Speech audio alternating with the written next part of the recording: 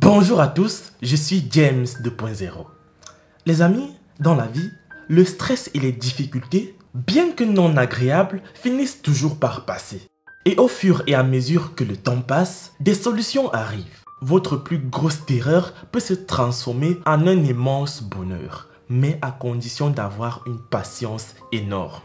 En fait, aujourd'hui, je vais vous raconter l'histoire d'une femme, d'une mère, qui a décidé volontairement et bénévolement de venir en aide aux plus démunis, aux plus nécessiteux. Car elle a vécu les pires situations qu'une femme peut subir tout au long de sa vie.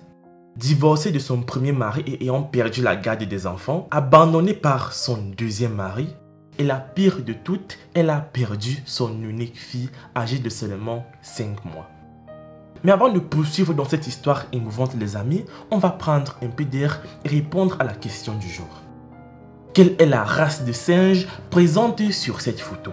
A. Est-ce que c'est un orang-outan? B. Est-ce que c'est un mandri? C. Est-ce que c'est un bonobo? J'attends vos propositions dans les commentaires et bien évidemment, la réponse exacte vous sera donnée à la fin de la vidéo. Bon visionnage!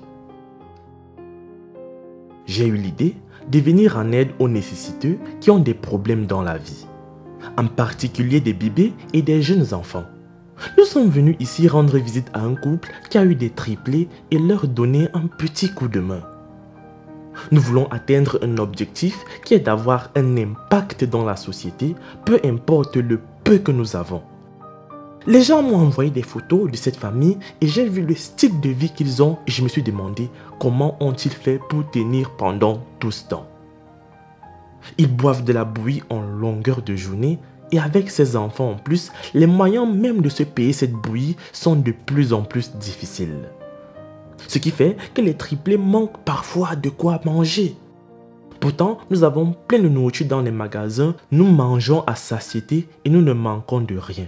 Alors qu'à côté, il y a certaines personnes qui souffrent. Je me mets à leur place et je fais ce que j'aimerais qu'on fasse pour moi.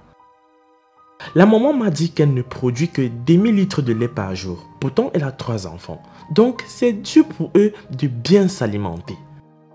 J'ai alors dit, utilisons ce que nous avons et contribuons simplement à notre petit niveau. J'ai par la suite exhorté les gens à donner une partie de ce qu'ils ont et à partager avec leurs voisines.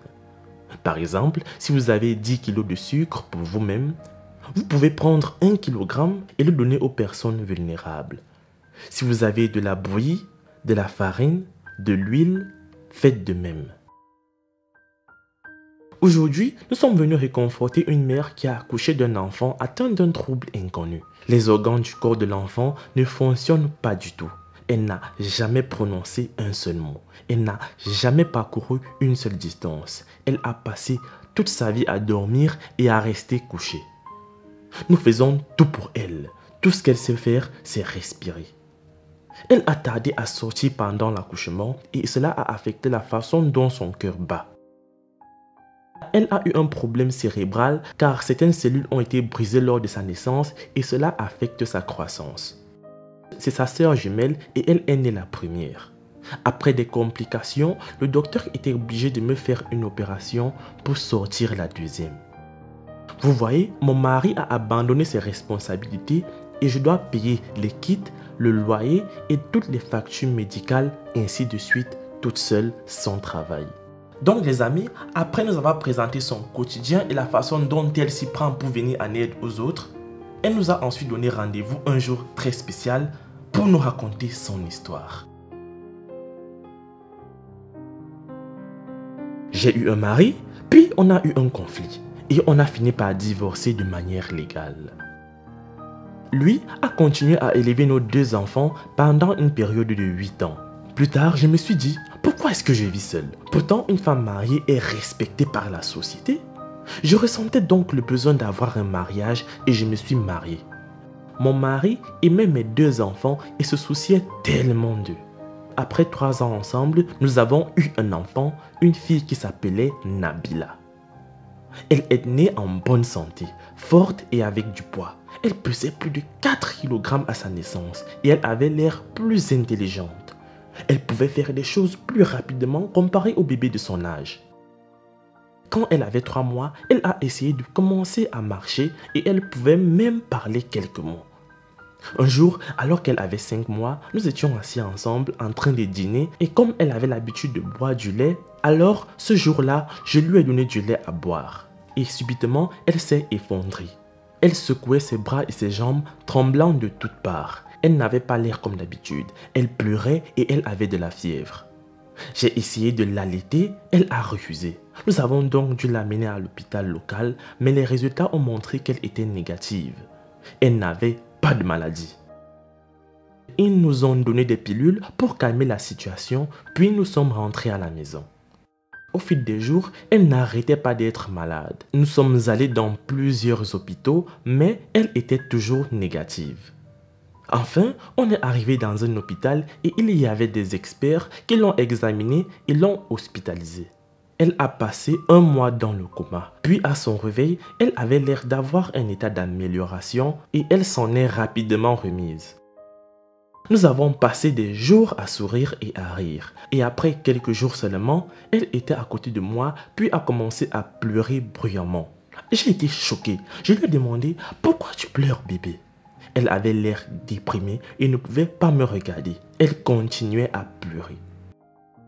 Avant cela, on pouvait se détendre parfois et avoir de petites discussions entre mère et fille. Je lui parlais quand je faisais mes activités, quand je préparais un repas pour elle ou quoi que ce soit. Nous étions très fusionnels. Elle était mon amour. Et pendant que nous traversions ces moments difficiles, c'est alors que son père nous a abandonnés et est parti parce que nous avions besoin de beaucoup d'argent pour couvrir les médicaments du bébé et cela tous les jours. Mes soi-disant amis sont tous partis et m'ont tourné le dos alors que j'avais le plus besoin d'eux. Mon bébé Nabila était la seule personne que j'avais. Elle était tout pour moi. Depuis que tout le monde nous a abandonnés dans cette situation, j'ai dû vendre la plupart de mes propriétés car je ne travaillais pas. Vous pouvez imaginer la mère d'un bébé de 4 ou 5 mois. Je me souviens que mon mari est parti si froidement. Je pouvais appeler n'importe lequel de mes amis et aucun d'eux ne décrochait le téléphone parce qu'il connaissait très bien ma situation. Il savait ce que j'allais dire. Il savait que j'allais leur parler de la maladie de ma fille. À l'époque, j'ai prévu d'amener mon bébé à l'étranger pour un traitement avancé afin qu'il puisse diagnostiquer et traiter la maladie qui la faisait souffrir. J'avais des sponsors dans le monde entier qui étaient prêts à tout payer pour que mon bébé aille bien. Le lendemain matin, j'ai préparé un repas pour Nabila. Je suis retourné dans la pièce pour vérifier si elle allait bien. Avant, lorsqu'elle me voyait arriver à distance, elle me montrait quelques réactions et me faisait de signes. Mais à ce moment-là, elle ne réagissait pas. Je l'ai touchée et elle n'avait pas de réaction. Je me suis demandé si elle avait faim. Alors, j'ai touché son ventre. C'était aussi dur qu'une pierre. J'ai aussitôt compris que quelque chose n'allait pas. Alors, je l'ai mise sur ma poitrine et là, j'ai réalisé qu'elle ne respirait plus. Je ne pouvais pas comprendre comment cela était possible parce que nous avions passé toute la journée ensemble et que je venais de lui donner des fruits qu'elle a appréciés. Complètement confuse, je l'ai amenée à l'hôpital et là-bas, ils ont confirmé la triste nouvelle. Maman, nous sommes désolés d'apprendre cette perte inattendue. Veuillez accepter nos sincères condoléances. Une lumière de notre maison a disparu. Une voix que nous aimons a laissé une place vacante dans nos cœurs qui ne pourra jamais être comblée.